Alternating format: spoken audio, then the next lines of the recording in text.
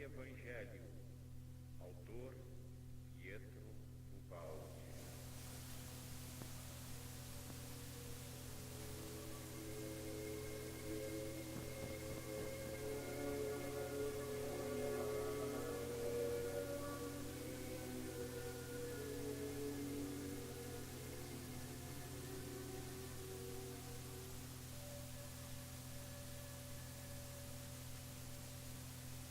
A finalidade deste livro não é estabelecer nenhuma superioridade, mas apenas mostrar como funciona a vida, segundo as leis feitas por Deus, diante das quais só temos que obedecer. Nós as vamos descrevendo para a vantagem de quem lê, a fim de que possa tirar delas o maior proveito para si mesmo. O universo é uma grande máquina perfeita, até mesmo nos métodos com os quais vai procurando a perfeição nos pontos em que ainda não a possui.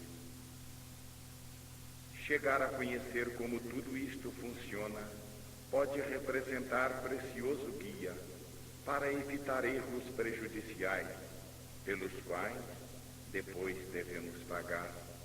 E ainda para atingir o nosso bem, acabando por sabermos comportar-nos.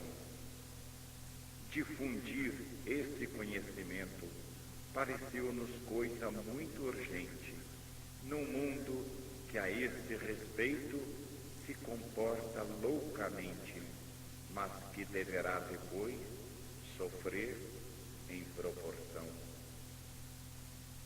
A revolução é grande e atinge até as raízes da própria vida. Trata-se de substituir a força pela justiça, a cupidez de possuir pela honestidade, a luta desesperada na vida pelo amor evangélico, o poder da terra pelo do céu. Trata-se de defender a vida e de chegar à vitória com as únicas armas do imponderável, abandonando todas as armas terrenas. Trata-se de conseguir compreender e depois praticar um método que parece emborcar todos os nossos recursos e defesas, levando-nos à morte. Quem não olhará para isso com medo, procurando pôr-se a salvo? Quem conhece pela árdua experiência própria a realidade da vida, como pode confiar num evangelho que, em primeiro lugar, lhe corta as garras, isto é, a única arma que tem para a sua defesa? Assim se explica que tão poucos o levam a sério e o vivam, e porque as religiões que o têm por base tenham sido obrigadas a descer a muitas adaptações. As experiências evangélicas que alcançam êxito na glória da santidade estão tão condicionadas a tantas circunstâncias e requisitos que o homem comum prefere não arriscar-se a tentá-lo. Quem possui no espírito tanto poder que lhe permita dispensar qualquer outra defesa e jogar fora as armas da força e da astúcia humana? O Evangelho, sem dúvida, funciona. É uma máquina perfeita. Mas quem possui todas as qualidades aptas a fazer funcioná-la? É certo que quando isto se verifica, vem seguramente o milagre da salvação e do êxito. Mas o pior, o mais difícil, é achar no homem essas qualidades que são indispensáveis para que aconteça o milagre. É como se entregássemos um belo avião a jato a um selvagem. Se este, por não saber usá-lo, não quiser matar-se voando, há de utilizá-lo para qualquer outro fim, menos para o qual foi construído. Assim acontece, em geral, na prática, com o Evangelho.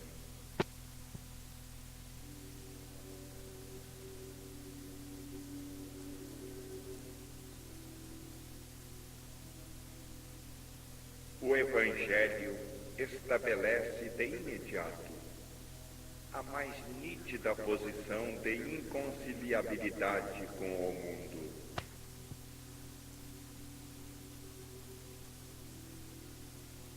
Ninguém pode servir a dois senhores. Ou amará um e odiará o outro, ou se aperfeiçoará a este e desprezará aquele. Não podeis servir a Deus e ao dinheiro. Procurai acima de tudo o reino de Deus e sua harmonia. Todo o resto vos será dado por acréscimo. Se queres ser perfeito, vai, vende o que tens, dá-o aos pobres. É mais fácil um camelo passar pelo fundo de uma agulha do que um rico entrar no reino dos céus.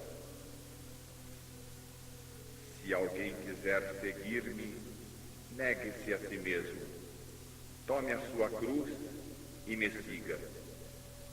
Porque quem quiser salvar a sua vida, perdê-la-á.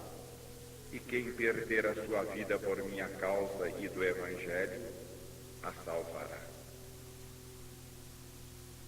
Todos nós bem sabemos quanto esses conceitos estão distantes daqueles que regem a vida comum. Como pode o nosso mundo conseguir viver nessa posição evangélica se ela representa o seu mais completo enforcamento?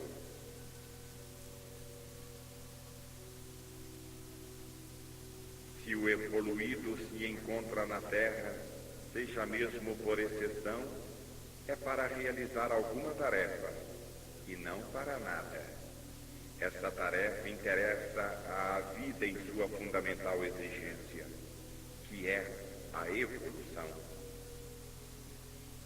Então, a vida, por ele vivida, não pode desinteressar-se de sua sorte e, com sua inteligência, movimenta forças dinâmicas de tal forma que a existência biologicamente preciosa do inerme evangélico não seja desperdiçada, servindo apenas para engordar os lobos vorazes de que o mundo está cheio.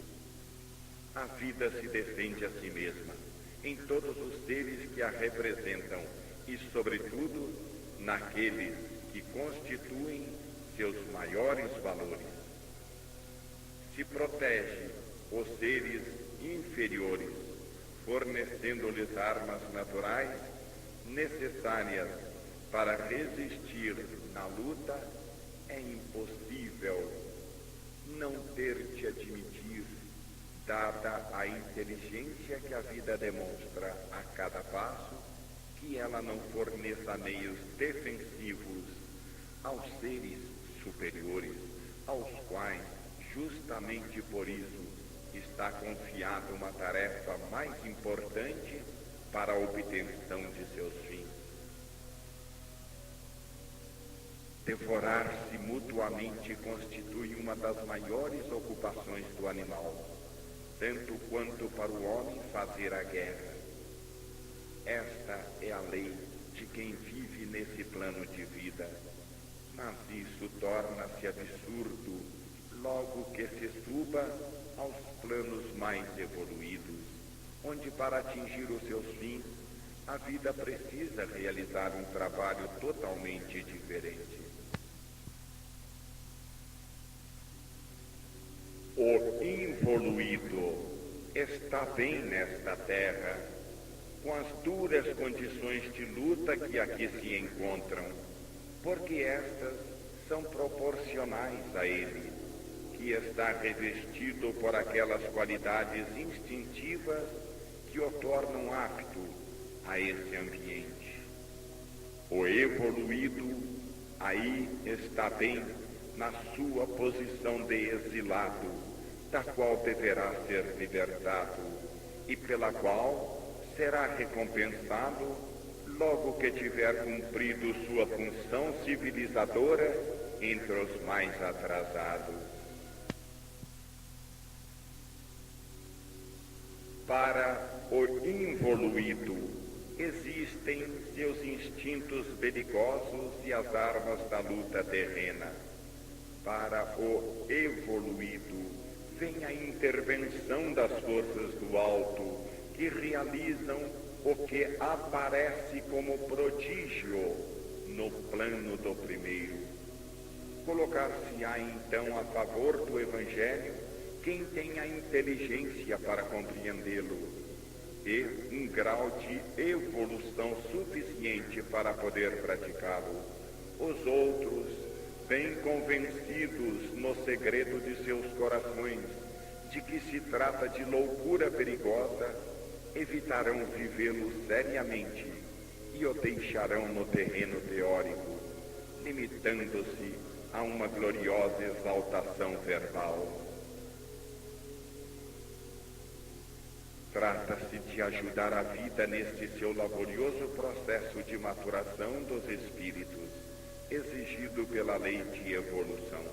Trata-se de secundar a história no grande trabalho desse seu parto doloroso de evoluídos em massa, e não mais de casos esporádicos excepcionais. Só essa massa poderá formar a futura humanidade, sociedade orgânica em que o Evangelho seja finalmente vivido. Tudo isto de acordo com o princípio segundo o qual a sociedade dos seres que formam a vida é constituída por um sistema orgânico, hierárquico, em que os seres estão interligados e nenhum deles pode avançar sozinho, mas somente inclinando-se sobre os irmãos menores para fazê-los subir com ele. Não se pode ganhar dos dois lados, do lado da terra e do lado do céu. Quem não sabe viver na terra, porque pertence a planos mais altos da vida, é justo que seja salvo pelas forças do céu. É lógico e justo também que o bom, que renuncia a defender-se na terra para praticar o Evangelho e viver uma vida mais elevada, seja defendido por outras forças superiores, pois de outro lado ele seria logo devorado pelos lobos, o que significaria a vitória do mal sobre o bem e a falência da lei de Deus. Sem mérito e justiça, nada se recebe do céu. É inútil pretender o milagre quando não há martírio nem bondade, e quando nos aproximamos dos poderes do alto com a psicologia humana corrente do aproveitador.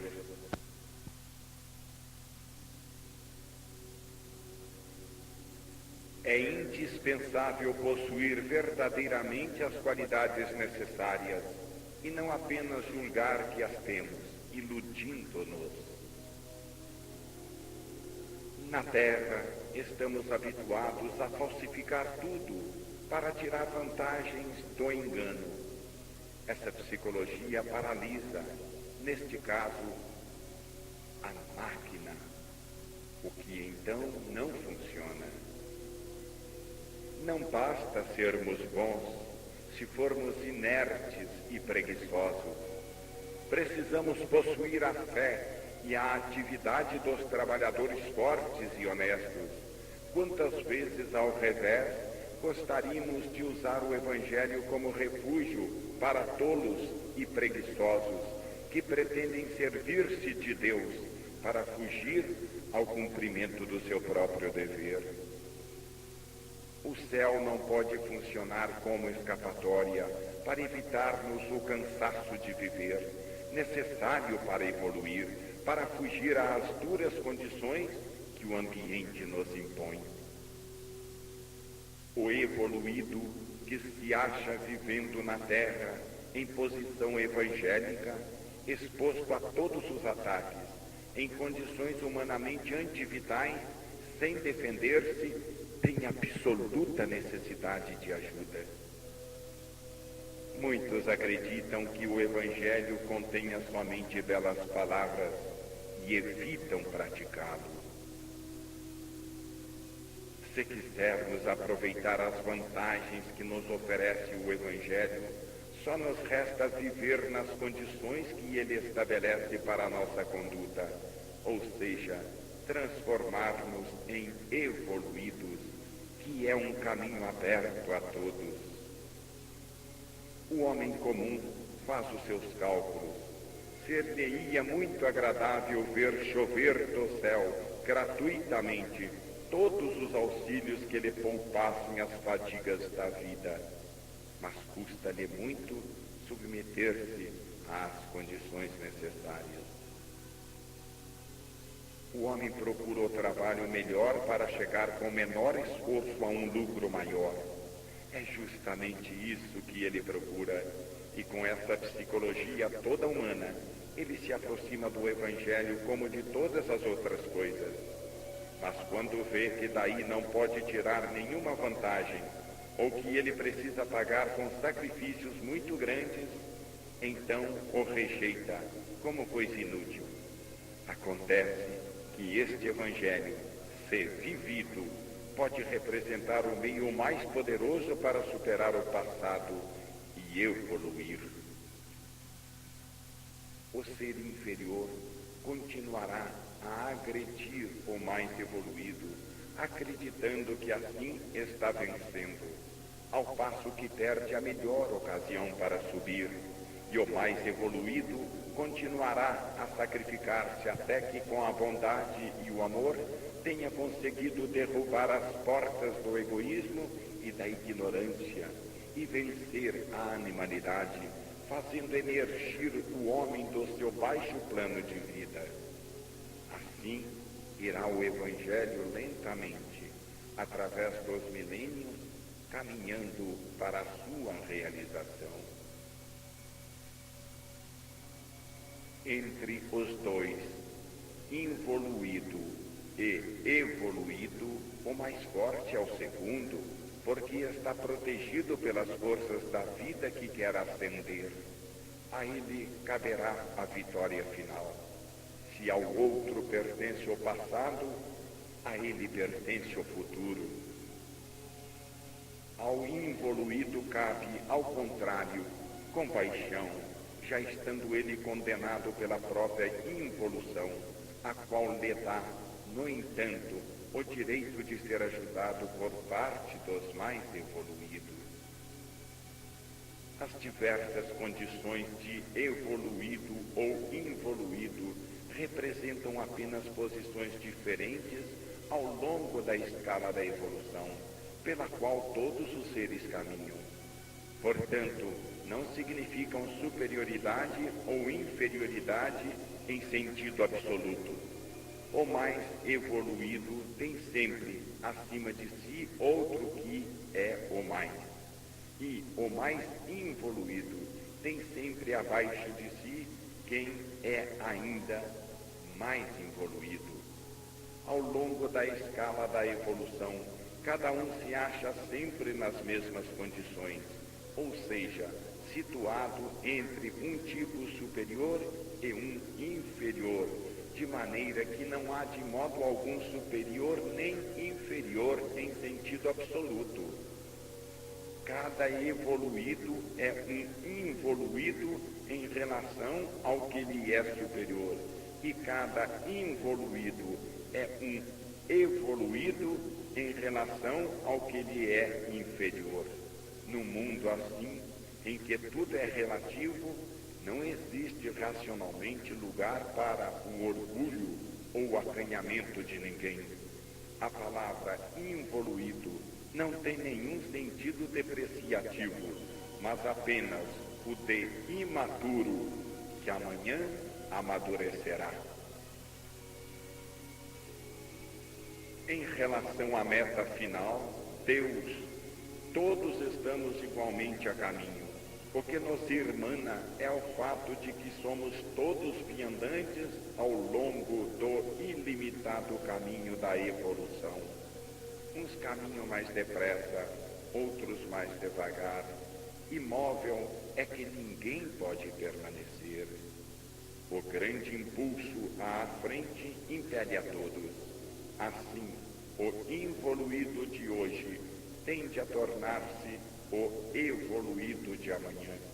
Trata-se de uma grande marcha de que todos os seres participam.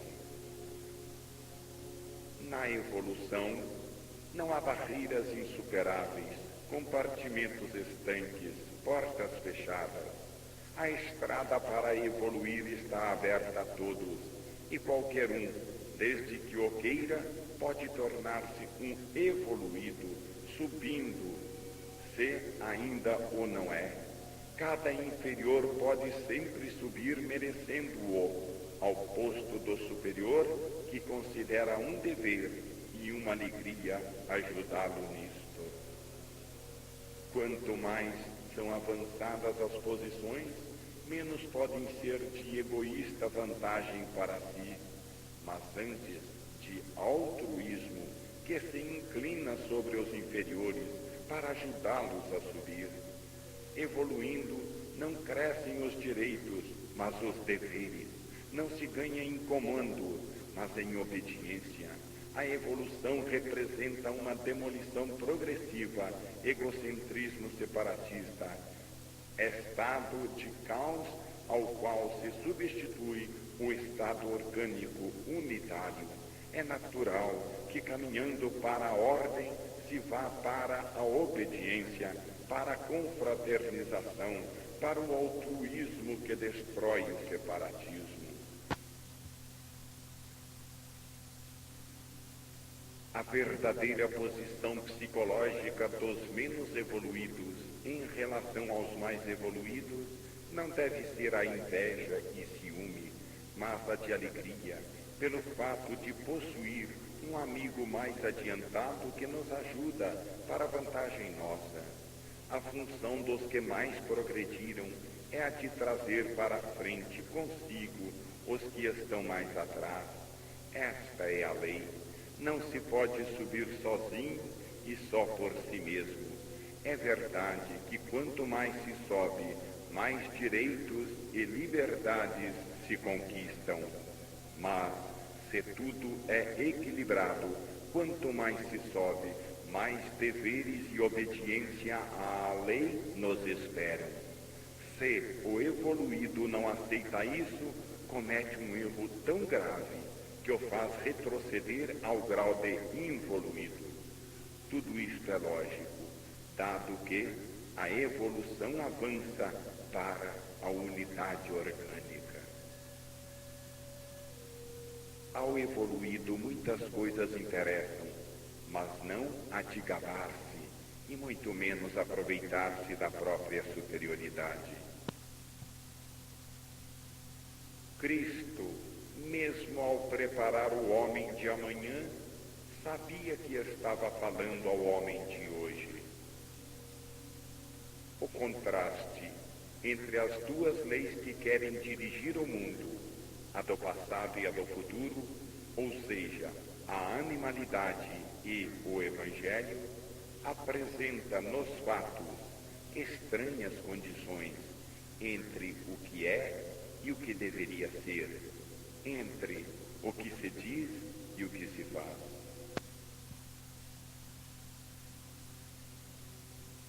O homem ainda vive numa fase da vida animal de que seria urgente sair, civilizando-se. O Evangelho dirige-se contra os ricos e não contra os bens em si mesmos, que também são obra de Deus, para que sejam colocados a serviço da vida. O Evangelho, que é justo, não pode admitir nenhum direito, sem os correlativos deveres. Quando for eliminada toda a destruição de bens que deriva das guerras e de todos os atritos das rivalidades sociais, quando a vida não for uma corrida desesperada ao dinheiro, mas uma colaboração honesta de gente de boa vontade, é fácil imaginar como também o problema das necessidades será automaticamente resolvido. O Evangelho não é antivital, como pode parecer. Ao contrário, ele representa um novo modo de conceber a vida para ajudar-nos a enfrentar e resolver, com sabedoria, os nossos problemas. Alguns existem que revoltam contra o Evangelho, porque acreditam na riqueza, mas ele condena a cupidez. Há outros que se apoiam no Evangelho, porque presumem que a providência esteja a seu serviço, poupando-lhes todo o trabalho. Há os heróis da santidade, que têm a força de vivê-lo 100%, e há os que pensam bem e o adaptam às próprias comodidades e o vivem na medida em que ele não perturbe os próprios interesses. É o homem que quer fazer tudo ao seu nível, adaptar tudo aos seus instintos, utilizar tudo para a vantagem própria. O homem é destrutivo e não o Evangelho. Este pode parecer antivital se entendermos por vida a do nível animal, mas ele é extremamente vital se, ao invés de entendermos por vida aquela do nível espiritual, ele só é inimigo das formas inferiores de existência, e isto porque quer realizar em seu lugar as superiores. Ele contrapõe-se ao mundo só porque quer substituí-lo pelo reino de Deus.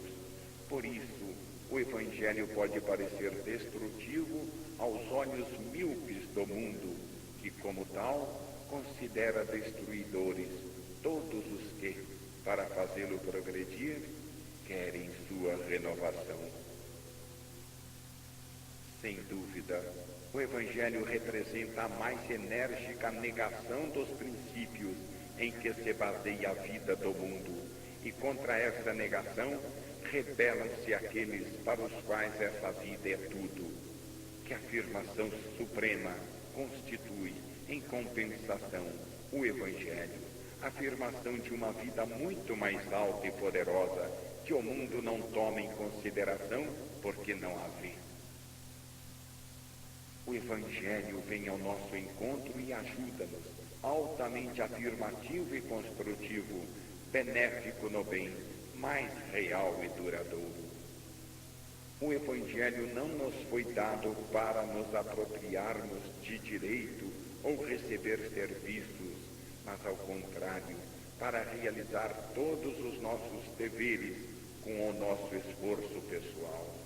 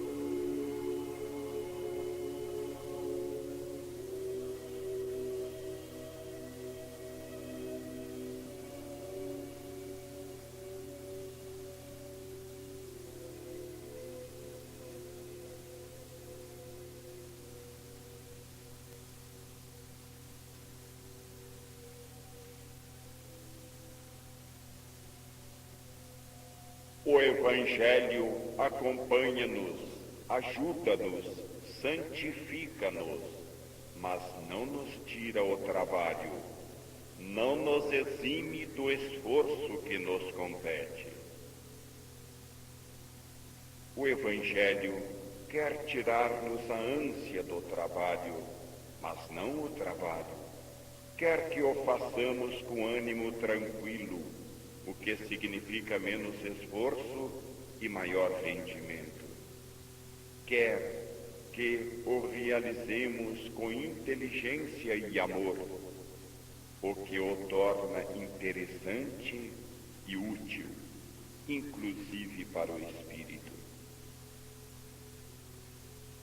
É inútil que se refugiem em algumas palavras do Evangelho os que não têm vontade de trabalhar. Poderão dizer talvez que foram enganados, mas isto não os ajudará. O Evangelho quer-nos honestos, e a preguiça é uma forma de desonestidade. Se quisermos construir solidamente e não arriscar a falência da obra, teremos de ocupar-nos também com as coisas espirituais da alma e do céu.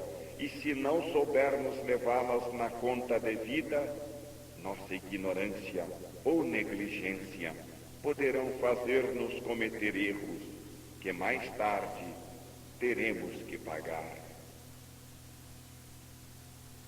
O mundo de hoje é levado a basear-se quase totalmente nos meios materiais, acreditando que eles sejam tudo. Aqui reside o erro. Com isto não queremos dizer que não precisamos deles.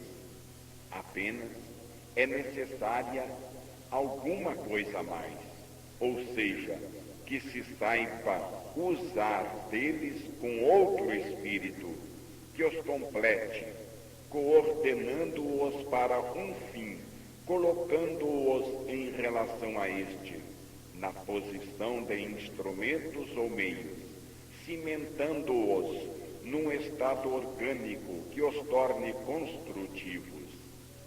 Se assim não for, aqueles meios ficarão dispostos de modo errado, e sua quantidade se tornará contraproducente para a obra. É verdade que sem os meios materiais não se pode construir, mas é também verdade que os meios materiais, eles só, se não os soubermos utilizar, poderão levar à falência. A presença do dinheiro numa obra, mesmo que seja indispensável, tende por sua natureza, se não for corrigida e disciplinada, a levar-nos pelo caminho dos enganos, num terreno mal seguro, de areias movediças, prontas a tudo engolir. É bom estarmos prevenidos de tudo isto e tratarmos o dinheiro com as devidas cautelas, com certa desconfiança, não lhe dando valor maior do que o que ele merece, tendo em conta que, em última análise, a causa primeira do êxito não está nos meios materiais, mas nas forças espirituais que as movimentam. Jamais esqueçamos que a vida obedece muito mais às causas profundas que não vemos do que às superficiais com as quais tanto contamos. A história e a vida mostram-nos que obras muito bem armadas dos meios mais poderosos faliram miseravelmente, apesar da existência desses meios. Isto quer dizer que eles, sozinhos, não bastam e que existe algo tão poderoso quanto eles, que se esconde no imponderável, sem o que pouco podem, algo que é mister levar em grande conta. Para conquistar o poder do dinheiro, fazem-se as guerras e enche-se o mundo de sofrimentos. Não nos rebelamos contra o dinheiro honesto, fruto do trabalho, abençoado por Deus, mas contra o dinheiro ensanguentado que gera tantas dores, amaldiçoado por Deus. É este dinheiro que foi chamado de esterco do demônio, enquanto que o Evangelho elogia a esmola da viúva. O erro consiste no dinheiro demasiado, não honesto, não fruto do trabalho, não meio para coisas boas, mas fim em si mesmo. Em vista disso, é preciso introduzi-lo com cuidado nas próprias coisas, porque ele é como uma arma que pode defender, mas também matar. É como o veneno que pode curar-nos de uma doença, mas também dar-nos a morte. O perigo não reside no uso do dinheiro, mas no querer nos basear exclusivamente nele. Qual a obra que se pode construir sobre o fundamento que nos oferece a psicologia do dinheiro? Logo que se lhe espalha o cheiro no ar, qual é o tipo de homem que imediatamente chega correndo? Certamente não é o homem trabalhador, honesto, sincero, desinteressado, que é o elemento mais adequado para construir, mas o que procura, acima de tudo, realizar os seus negócios, apto a construir para si, destruindo, porém, para os outros. Quem quiser, portanto, realizar uma obra, principalmente se for espiritual, precisa, em primeiro lugar, afastar esses elementos e proteger-se contra o dinheiro que os atrai. Quem procura, em primeiro lugar, acumular dinheiro, acaba ficando cercado por essas forças negativas, ansiosas por destruir tudo. Assim o dinheiro pode transformar-se de auxílio em obstáculo. É o substrato espiritual que valoriza ou desvaloriza tudo, servindo de apoio e constituindo o fundamento em que tudo se baseia. O homem inteligentemente utilitário não deixa enganar pelas miragens que a avidez lhe oferece e nos quais os simples acreditam e caem, mas para construir solidamente leve em conta também o fator psicológico e espiritual. Quem realmente quer atingir a vitória e um êxito real deve possuir essa esperteza superior a todas as outras, que é a da honestidade e do desinteresse.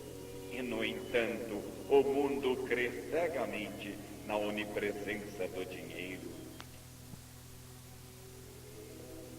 O jogo da vida não é tão simples que se possa resolver todos os problemas só com esse meio. O que se pode comprar com o dinheiro?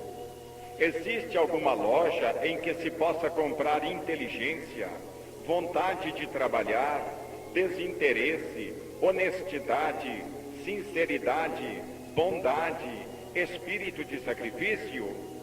Pode o dinheiro dar-nos esses elementos para construir bem?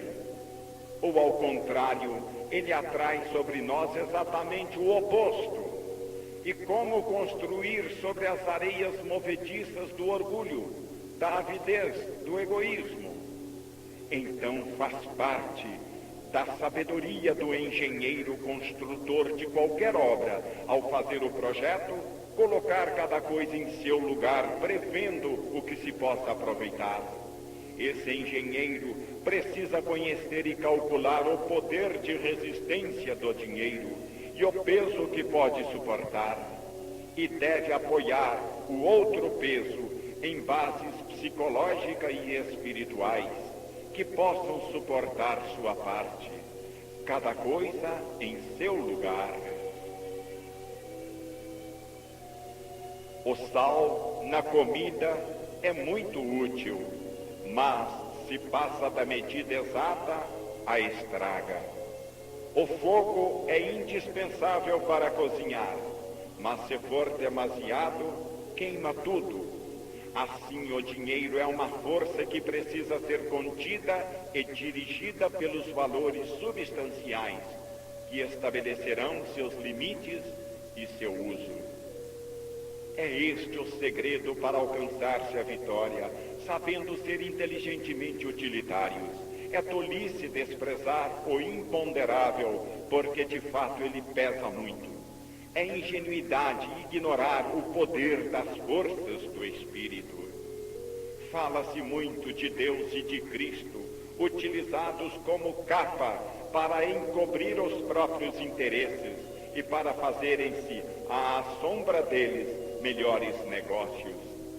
Cristo não é uma palavra vazia que se possa usar levianamente, ou dela servir-se para outros fins, ou explorá-la sem grave dano próprio. Fala-se muito da presença de Deus, mas o fato é que Deus está verdadeiramente presente, o que significa que sua lei está continuamente funcionando com as sanções próprias a quem delas zomba. Ela defende os que trabalham em seu âmbito, mas golpeia os que querem violá-la. O mais forte, a quem compete a vitória, é então quem sinceramente obedece à lei, e não quem se julga valente porque a ela desobedece com astúcia.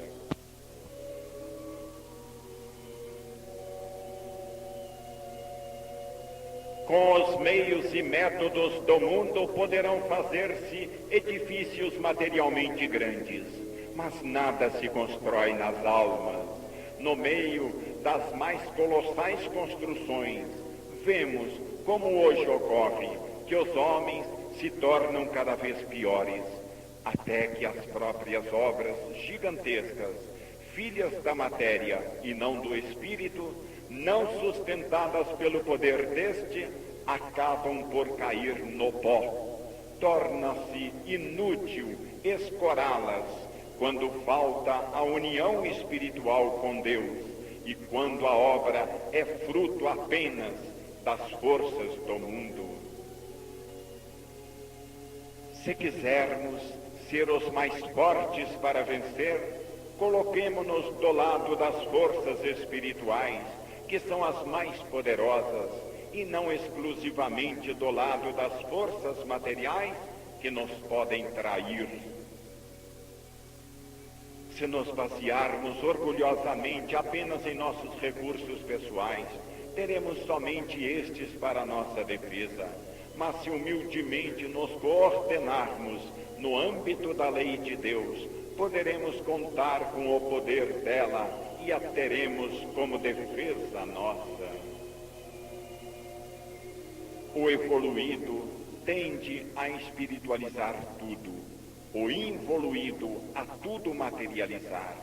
O primeiro elevando tudo a seu plano de vida, o segundo tudo reduzindo ao seu próprio nível.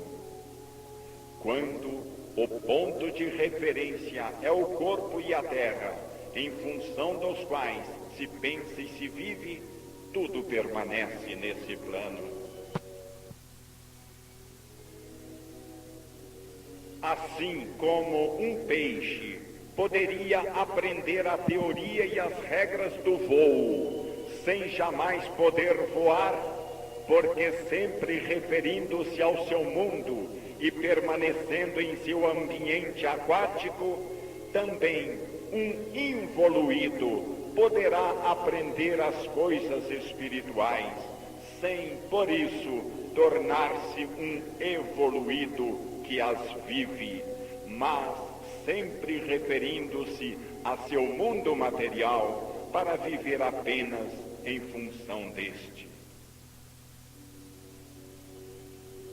O que o homem deve aprender primeiro não é a espiritualidade, mas a libertação da materialidade.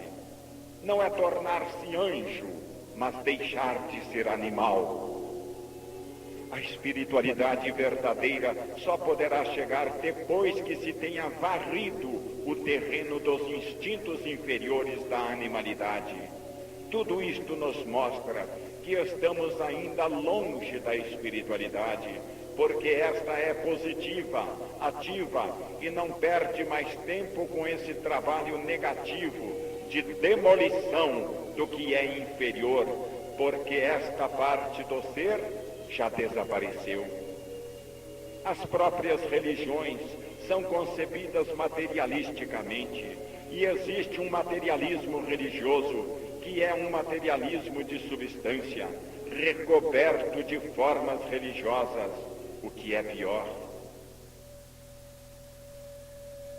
O trabalho que se deveria realizar seria ao contrário, não o de fazer descer o espírito, trazendo-o ao nível da matéria, mas o de transformar nossa natureza material até tornar-se espiritual.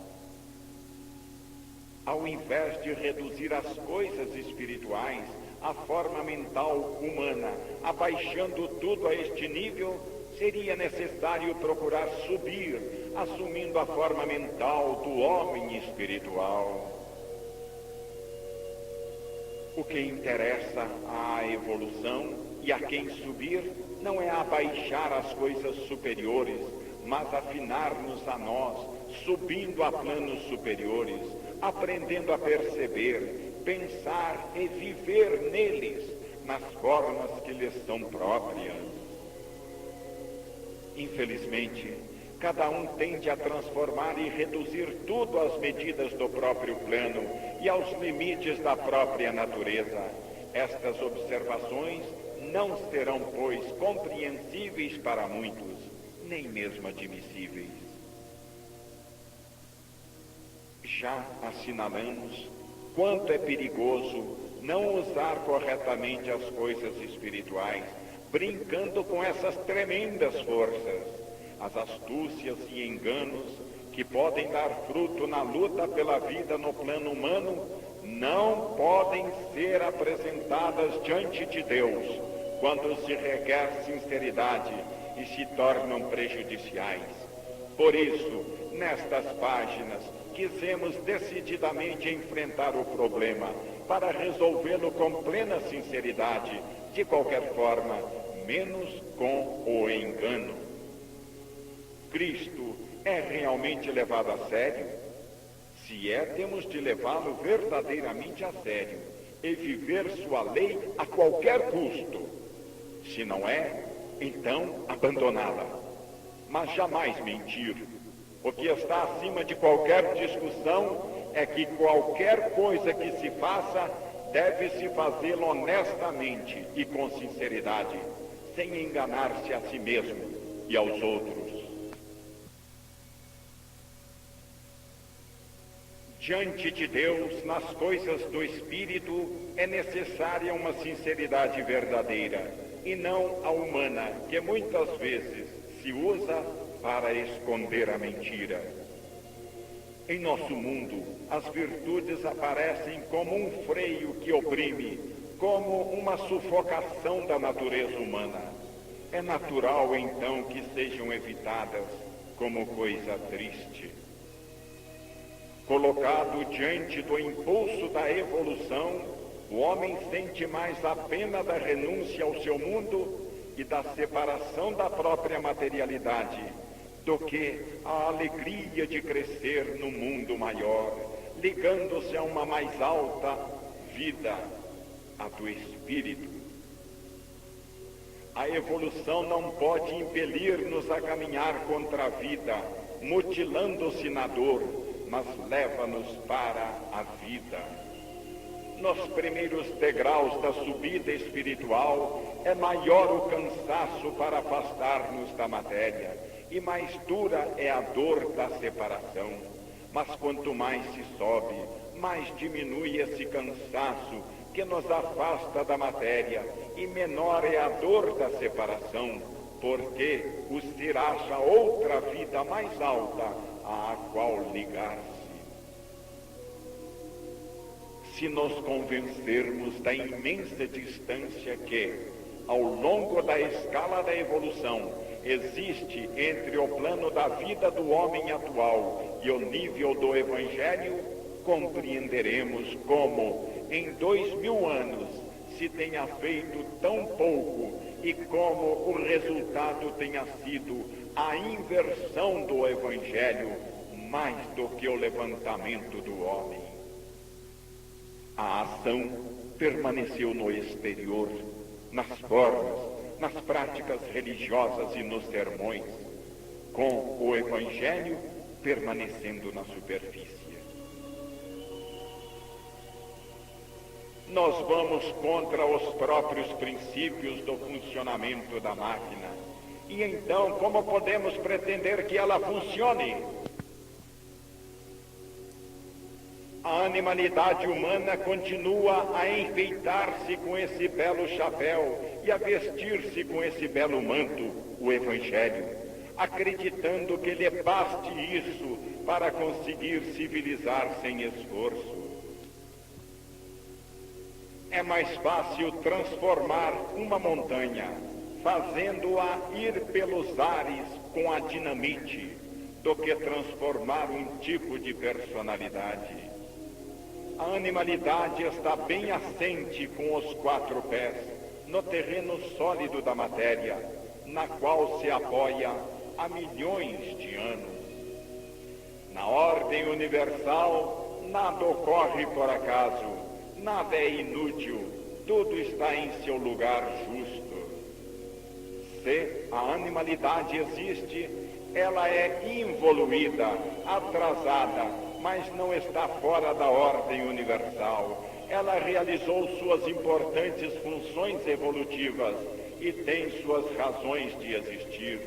O primeiro dever do pensador moralista, que quer fazê-la progredir, é compreendê-la, para saber dobrar e plasmar sem quebrá-la, como pode acontecer quando se usa o Evangelho com o espírito agressivo do involuído para domar com a força.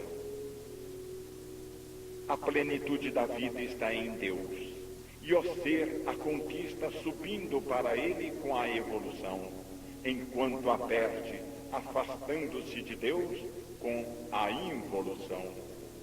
O Evangelho é uma afirmação e uma expansão da vida, e aceitá-lo não é uma dor de renúncia, mas uma alegria de conquista.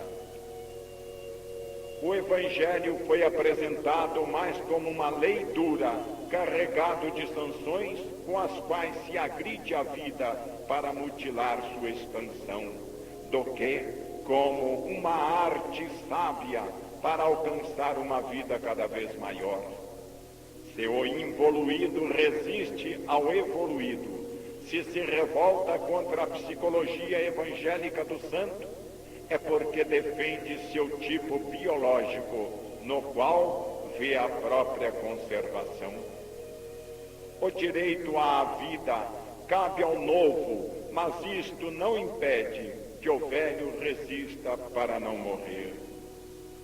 Se o involuído é o tipo do passado e por isso se sente com maior direito de continuar a viver, o evoluído é o tipo do futuro e por isso se sente com direito ainda maior de apoderar-se da vida. Logo que se forma uma célula de tipo superior, mais avançado, ela procura consolidar-se como tipo biológico e tornar-se centro de atração das outras células, do mesmo tipo que se vão formando.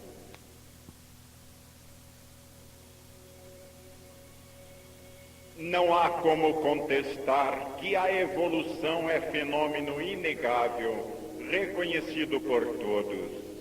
Já agora, não mais se pode admitir que a evolução continue sendo compreendida como desenvolvimento de órgãos, como o queria Darwin e Haeckel, mas como desenvolvimento nervoso, psíquico e espiritual.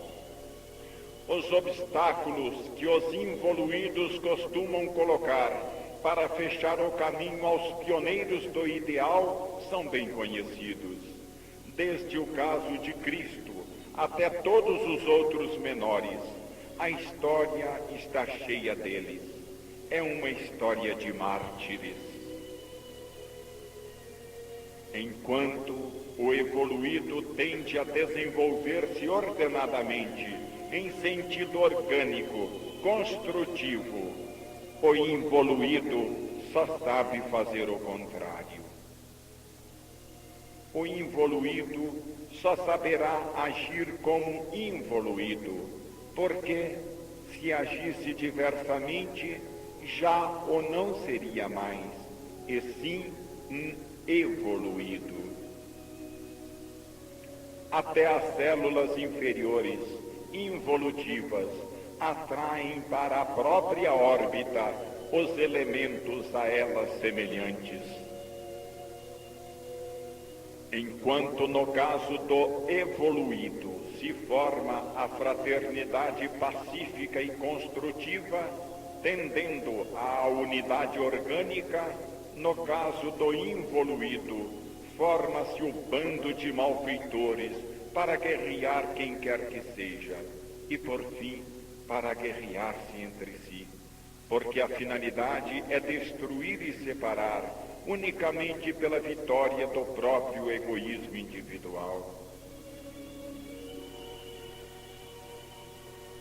Não devemos esconder a realidade e ignorar as dificuldades que encontra na Terra a aplicação do Evangelho. O passado animal está muito próximo ainda, para que não se ressinta toda a sua tremenda influência. Transformar o próprio tipo e forma mental, transportar-se para viver num plano biologicamente mais alto, representa um trabalho profundo que não pode improvisar-se. Sem dúvida, o Evangelho quer ensinar ao homem coisas nobres e grandes para o futuro. As tão declamadas civilizações da história só puderam aplicar ligeiros vernizes por cima da originária ferocidade dos animais.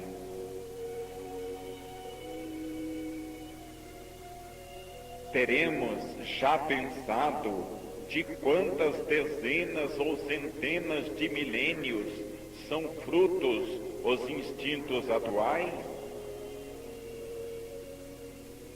A luta pela vida pode ter selecionado o mais forte, mas em redor do vencedor quantas ruínas, contorções, revoltas naqueles que tiveram de adaptar-se a viver como vencidos. Todas as prepotências que os fracos tiveram de engolir à força estão prontas a regurgitar à procura de uma desforra que lhes dê satisfação.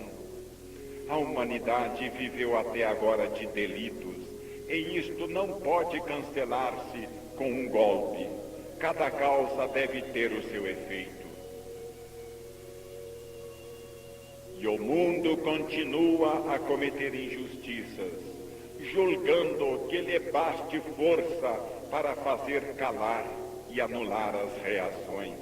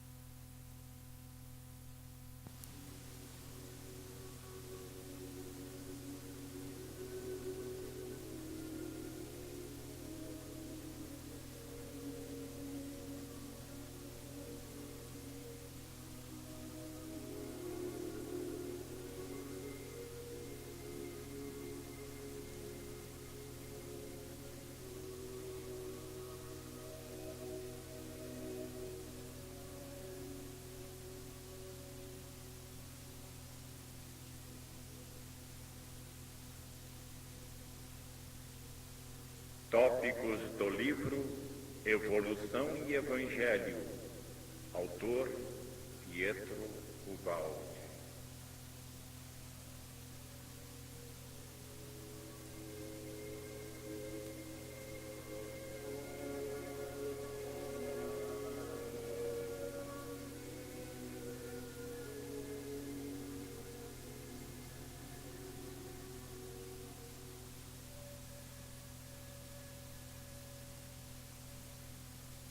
A finalidade deste livro não é estabelecer nenhuma superioridade, mas apenas mostrar como funciona a vida, segundo as leis feitas por Deus, diante das quais só temos que obedecer. Nós as vamos descrevendo para a vantagem de quem lê, a fim de que possa tirar delas o maior proveito para si mesmo. O universo é uma grande máquina perfeita, até mesmo nos métodos com os quais vai procurando a perfeição nos pontos em que ainda não a possui. Chegar a conhecer como tudo isto funciona pode representar precioso guia para evitar erros prejudiciais, pelos quais depois devemos pagar. E ainda para atingir o nosso bem, acabando por sabermos comportar-nos. Difundir esse conhecimento pareceu-nos coisa muito urgente, num mundo que a esse respeito se comporta loucamente, mas que deverá depois sofrer em proporção. A revolução é grande e atinge até as raízes da própria vida. Trata-se de substituir a força pela justiça, a cupidez de possuir pela honestidade, a luta desesperada na vida pelo amor evangélico, o poder da terra pelo do céu. Trata-se de defender a vida e de chegar à vitória com as únicas armas do imponderável, abandonando todas as armas terrenas. Trata-se de conseguir compreender e depois praticar um método que parece emborcar todos os nossos recursos e defesas, levando-nos à morte. Quem não olhará para isso com medo, procurando pôr-se a salvo? Quem conhece pela árdua experiência própria a realidade da vida, como pode confiar num evangelho que, em primeiro lugar, lhe corta as garras, isto é, a única arma que tem para a sua defesa? Assim se explica que tão poucos o levam a sério e o vivam, e porque as religiões que o têm por base tenham sido obrigadas a descer a muitas adaptações. As experiências evangélicas que alcançam êxito na glória da santidade estão tão condicionadas a tantas circunstâncias e requisitos que o homem comum prefere não arriscar-se a tentá-lo. Quem possui no espírito tanto poder que lhe permita dispensar qualquer outra defesa e jogar fora as armas da força e da astúcia humana? O Evangelho, sem dúvida, funciona. É uma máquina perfeita. Mas quem possui todas as qualidades aptas a fazer funcioná-la? É certo que quando isto se verifica, vem seguramente o milagre da salvação e do êxito. Mas o pior, o mais difícil, é achar no homem essas qualidades que são indispensáveis para que aconteça o milagre. É como se entregássemos um belo avião a jato a um selvagem. Se este, por não saber usá-lo, não quiser matar-se voando, há de utilizá-lo para qualquer outro fim, menos para o qual foi construído. Assim acontece, em geral, na prática, com o Evangelho.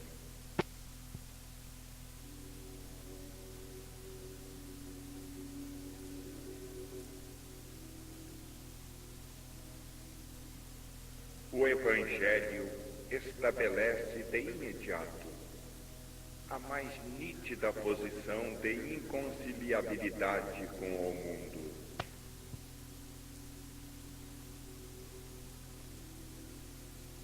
Ninguém pode servir a dois senhores. Ou amará um e odiará o outro, ou se aperfeiçoará a este e desprezará aquele. Não podeis servir a Deus e ao dinheiro. Procurai acima de tudo o reino de Deus e sua harmonia. Todo o resto vos será dado por acréscimo. Se queres ser perfeito, vai, vende o que tens, dá-o aos pobres. É mais fácil um camelo passar pelo fundo de uma agulha do que um rico entrar no reino dos céus. Se alguém quiser seguir-me, negue-se a si mesmo, tome a sua cruz e me siga. Porque quem quiser salvar a sua vida, perdê-la-á. E quem perder a sua vida por minha causa e do Evangelho, a salvará. Todos nós bem sabemos quanto esses conceitos estão distantes daqueles que regem a vida comum. Como pode o nosso mundo conseguir viver nessa posição evangélica se ela representa o seu mais completo enforcamento?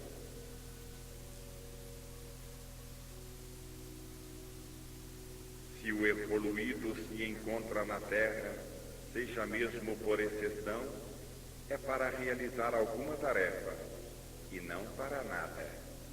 Essa tarefa interessa à vida em sua fundamental exigência, que é a evolução.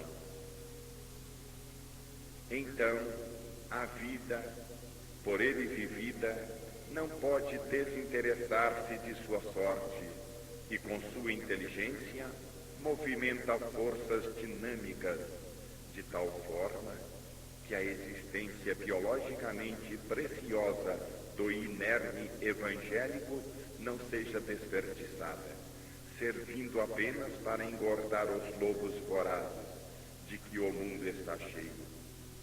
A vida se defende a si mesma, em todos os seres que a representam e, sobretudo, naqueles que constituem seus maiores valores.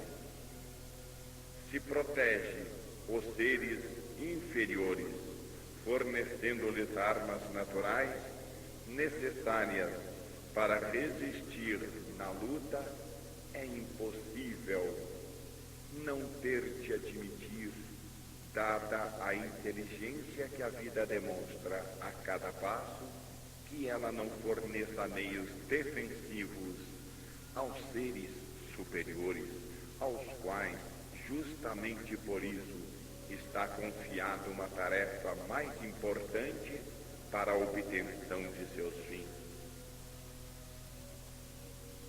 Devorar-se mutuamente constitui uma das maiores ocupações do animal, tanto quanto para o homem fazer a guerra. Esta é a lei de quem vive nesse plano de vida, mas isso torna-se absurdo logo que se suba aos planos mais evoluídos, onde, para atingir os seus fins, a vida precisa realizar um trabalho totalmente diferente. O involuído está bem nesta terra, com as duras condições de luta que aqui se encontram, porque estas são proporcionais a ele, que está revestido por aquelas qualidades instintivas que o tornam apto a esse ambiente. O evoluído aí está bem na sua posição de exilado, da qual deverá ser libertado e pela qual será recompensado logo que tiver cumprido sua função civilizadora entre os mais atrasados. Para o involuído, existem seus instintos belicosos e as armas da luta terrena.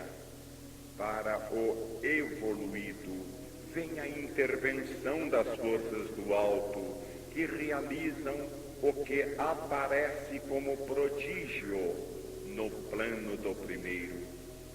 Colocar-se-á então a favor do Evangelho quem tem a inteligência para compreendê-lo e um grau de evolução suficiente para poder praticá-lo.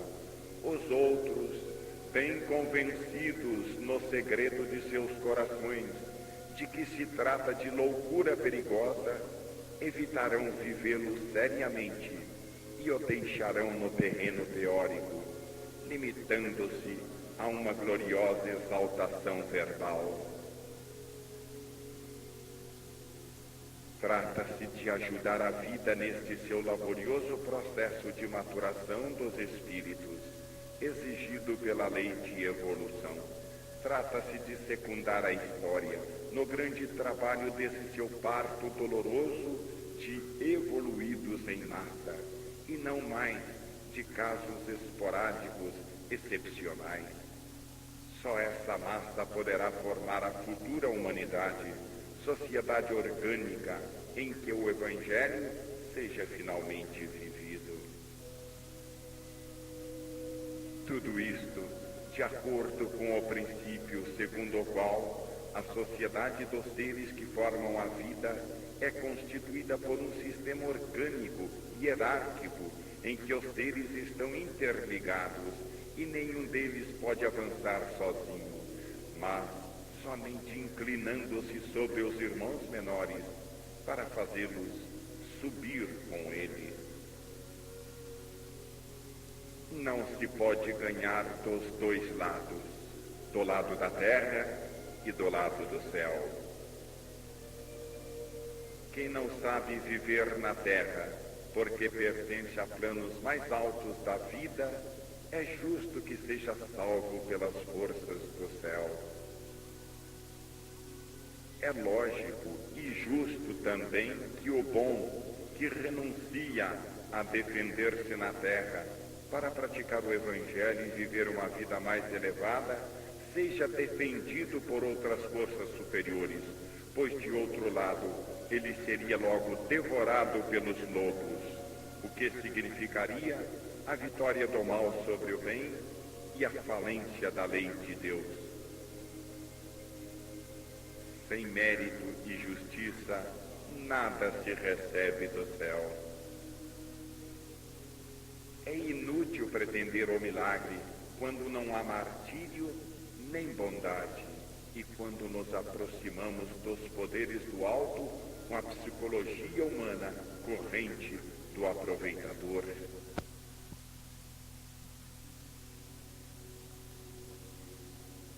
É indispensável possuir verdadeiramente as qualidades necessárias e não apenas julgar que as temos, iludindo-nos. Na terra, estamos habituados a falsificar tudo para tirar vantagens do engano. Essa psicologia paralisa, neste caso, a máquina, o que então não funciona. Não basta sermos bons se formos inertes e preguiçosos. Precisamos possuir a fé e a atividade dos trabalhadores fortes e honestos. Quantas vezes, ao revés, gostaríamos de usar o Evangelho como refúgio para tolos e preguiçosos que pretendem servir-se de Deus, para fugir ao cumprimento do seu próprio dever. O céu não pode funcionar como escapatória para evitar-nos o cansaço de viver, necessário para evoluir, para fugir às duras condições que o ambiente nos impõe. O evoluído que se acha vivendo na terra em posição evangélica, exposto a todos os ataques, em condições humanamente antivitais, sem defender-se, tem absoluta necessidade de ajuda. Muitos acreditam que o Evangelho contenha somente belas palavras e evitam praticá-lo. Se quisermos aproveitar as vantagens que nos oferece o Evangelho, só nos resta viver nas condições que ele estabelece para a nossa conduta, ou seja, transformar-nos em evoluídos, que é um caminho aberto a todos. O homem comum faz os seus cálculos. Ser-lhe-ia muito agradável ver chover do céu, gratuitamente, todos os auxílios que lhe poupassem as fadigas da vida. Mas custa-lhe muito submeter-se às condições necessárias. O homem procura o trabalho melhor para chegar com menor esforço a um lucro maior. É justamente isso que ele procura, e com essa psicologia toda humana, ele se aproxima do Evangelho como de todas as outras coisas. Mas quando vê que daí não pode tirar nenhuma vantagem, ou que ele precisa pagar com sacrifícios muito grandes, então o rejeita como coisa inútil. Acontece que este Evangelho, se vivido, pode representar o meio mais poderoso para superar o passado e evoluir. O ser inferior continuará a agredir o mais evoluído, acreditando que assim está vencendo, ao passo que perde a melhor ocasião para subir, e o mais evoluído continuará a sacrificar-se até que, com a bondade e o amor, tenha conseguido derrubar as portas do egoísmo e da ignorância e vencer a animalidade, fazendo emergir o homem do seu baixo plano de vida. Assim, irá o Evangelho lentamente, através dos milênios, caminhando para a sua realização. Entre os dois, involuído e evoluído, o mais forte é o segundo, porque está protegido pelas forças da vida que quer ascender. A ele caberá a vitória final. Se ao outro pertence o passado, a ele pertence o futuro. Ao involuído cabe, ao contrário, compaixão, já estando ele condenado pela própria involução, a qual lhe dá, no entanto, o direito de ser ajudado por parte dos mais evoluídos. As diversas condições de evoluído ou involuído representam apenas posições diferentes ao longo da escala da evolução, pela qual todos os seres caminham. Portanto, não significam superioridade ou inferioridade em sentido absoluto. O mais evoluído tem sempre acima de si outro que é o mais. E o mais involuído tem sempre abaixo de si quem é ainda mais involuído. Ao longo da escala da evolução, cada um se acha sempre nas mesmas condições, ou seja, situado entre um tipo superior e um inferior, de maneira que não há de modo algum superior nem inferior em sentido absoluto. Cada evoluído é um involuído em relação ao que lhe é superior, e cada involuído é um evoluído em relação ao que lhe é inferior. No mundo assim, em que tudo é relativo, Não existe racionalmente lugar para o orgulho ou o acanhamento de ninguém. A palavra involuntariamente